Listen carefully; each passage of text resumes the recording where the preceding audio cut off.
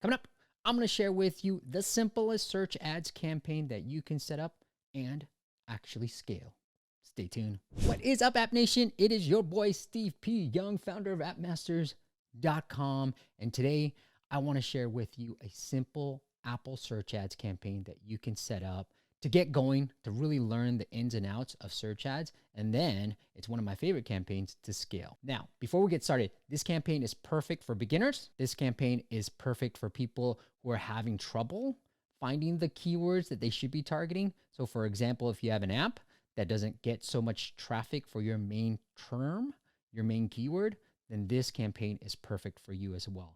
Because we had a client where the exact match keyword that we're trying to rank for, we rank really well ASO wise, but there's just not a lot of volume, not a lot of people searching for it. So this would be an app similar to like Blinkist. Like, yes, there's some volume now for book summaries, but not a lot of people are looking for book summaries. A lot of people are looking for audiobooks, right? And so if you got an app like that where you're finding that not a lot of people are searching for that term, this campaign works for you as well. All right, let's get to it. First and foremost, most people have set up an Apple Search Ads basic campaign. Now, I don't like basic because the parameters are very small. You give it your app and then a budget, a daily budget, and your cost per acquisition goal. And that's it. And then you go, boom, let it fly, right? I don't want to do that. So we're going to set up an advanced campaign. Now, here you can see this is one of my apps. I've set up all the best practices. So I have an exact match, the search match, and a broad match. And the last 12 weeks, I've spent about $50, but I'm getting $1.70, which is pretty darn good, right? $1.70 per download. Now, if you don't want to do all this fancy stuff that I've done, it is a lot of work. What you can do is set up this campaign. So we're going to go into create campaign, select the app here. Now I want to pause here. A little trick that I've discovered is if you go incognito in Chrome, it actually goes faster than just using your normal Chrome. That's just something I found out. Whether you're doing App Store Connect or Apple Search Ads, I just go incognito. It's a little bit faster for me. All right, I want to do search results. So as you can see, background noise is the main keyword that I have. Pick your country you want. I'm going to put United States. Cool. Give it a campaign name. So I like to call this broad search match basic. Now you want to give it a budget, whatever budget you have allocated. I generally say start with $1,000 and then you can daily cap it to about $30 a day, right? Start with that if you can. Ad group name, I just pretty much say the same thing. So for most Apple Search Ads campaign, I have one country per campaign and one ad group per campaign. And that just allows me to easily see at a campaign level which one is performing the best. Now, if you're starting to localize, you might want to group certain countries together, like tier 1, tier 2, and all that stuff. But I like the granularity that just having US only campaign with one ad group per campaign. All right, that's the normal way I set this up. Now, the maximum cost per tap here bid is going to be dependent on what your ceiling for cost per acquisition is going to be. So if you have some data, the easiest way to figure this out is what is your new revenue per month and what are those downloads, and just divide that, right? So you can start off with, if you make $4 for every download, great. You can go up to $4, right? In terms of how much you can pay for a cost per download. Now I have this this spreadsheet that I put together where I have cost per acquisition goal. So if my cost per acquisition goal was $2.35, this campaign, I know just from historical data, usually converts at about, let's say on a high end, 40%. So I'm gonna start with a little bit higher percentage than normal because I wanna make sure that these keywords are gonna see volume, okay? So I'm gonna start with a 40%. So that puts me at about $1.94 per cost per tap. That's a maximum cost per tap I can afford to pay if my CPA goal was $2.35. The formula is super easy, okay? Your cost per acquisition goal multiplied by the conversion rate. So I'm gonna put that in here. You don't necessarily need a cost per acquisition goal. We have seen other clients use cost per acquisition goal here. And with Apple's functionality, what tends to happen is this takes precedent over anything else. So usually if you put a low cost per acquisition goal, you might hit it, great, but your scalability goes down, right? So generally I leave it blank, right?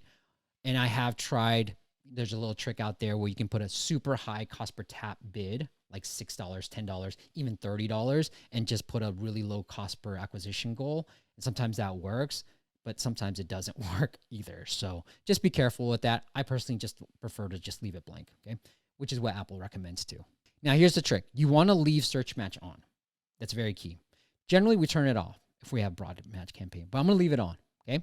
Because I want Apple to do the work, and here are the keywords that I think have rank, right? And plus the main keyword that I want doesn't have any search volume. So for me, like maybe I have background noise in the title, so I want that. I definitely want sleep sounds. I want nature sounds in there. So you want to put some keywords that you know have volume. You want to put as much as you possibly can, but you don't need a whole lot to get going, okay? So white noise, meditation. I'm going to fit a sound machine. And I'm going to leave it all on broad match. Then I'm going to hit save. Here, done. So here's what's happening. All those keywords are on broad match. So all the search terms that people search for that are relevant to that particular keyword, like background noise, sound machine, meditation, they will be shown. Because search match is turned on, Apple will come up with different keywords on their own, right? I'm not going to add any negatives because, again, this is supposed to be a simple campaign, right? What I'm trying to do is really mimic what Apple Search Ads Basic is doing. And I'm doing that to the best of my ability. But I'm putting it on advanced because when you put it on advanced, you can actually see the keywords that perform the best. So after a month or so, we started noticing for a client of ours that one of the keywords was really doing well, performing well. And I had never thought of this particular keyword ever, but it was really performing well for us. And so I added that as an exact match, and then we're going to use that in our ASO strategies. So this mimics Apple Search Ads Basic, but gives us the keyword data. Once there's enough data, it gives us the keyword data that Apple Search Ads Basic does not. Hope that makes sense. Okay, last steps. I'm going to keep it iPhone only just because I want to. New users definitely want that and everything else. And then you can do custom assets. Oh, cool. I'm not going to do that. I'm just going to keep it the way it is. And then you can hit create campaign. Boom, you're done. I want to take a quick break and thank my sponsor for this video, searchads.com. Searchads.com is one of my favorite tools actually to use. We actually started using it for one of our clients, and it helps you automate your entire Apple Search Ads campaigns. So it allows you to automate certain things to where if a keyword's really performing well, you can slowly start increasing the bids for it to try to give it more visibility. If it's performing really poorly, well, it can decrease the bids too. And the best part is it works with your attribution tool. So if you are trying to, for one of our clients, we're trying to really aim for complete registration. And you can do that within searchads.com. So we've connected AppsFlyer, and then we can see how well the campaigns are doing from a cost per registration, not just cost per install. It's a great platform. All the things I do manually through Apple Search Ads right now, you can actually automate within searchads.com. So go check them out, searchads.com. All right, the last step I want to get into is I'm going to show you where to find these keywords. So I'm going to go into my search match campaign, the existing search match campaign right now. And then what you can do is go into the ad group. You don't necessarily need to, but then you can go into search terms. Right. Now, here's what's generally going to happen is all these low volume keywords. You're going to see this.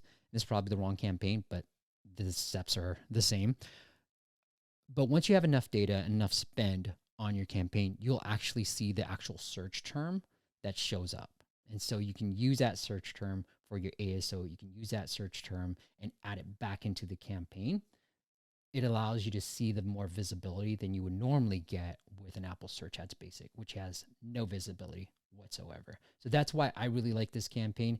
And I just on a hunch said, you know what? I'm tired of managing a lot of the things, and our exact match, broad match, search match, we're not getting any impressions whatsoever. So I decided to create this campaign and let Apple do its job, and it's actually working. Finally, we're able to scale Apple Search Ads for a client of ours using this exact campaign structure. So if you're just getting started, it's a great campaign because it gives you some visibility and it's easy to set up, easy to maintain. And then if you're in the other camp where your search terms, your main keywords don't have any traffic, well, let Apple do the work. They'll do the work, and then using that formula, they'll hit your cost per acquisition goals as well. All right, guys, that's it. Hope you enjoyed it. Let me know in the comments, or make sure you hit that like button if you did enjoy the video. And if you want us to sort of help you manage your Apple search ads, we'll go check out appmasters.com. And every Friday we go live on YouTube. We take a look at your apps, give you feedback on your particular apps. Have a guest on too, because you don't want to just see me all the time. Have a guest on too, where we break down a certain strategy that's working in the app space. And then the second half of the YouTube live stream, we take a look at your apps. That's every Friday at 9 a.m. Pacific, live on YouTube. All right, until next time, I'll see you on the next video.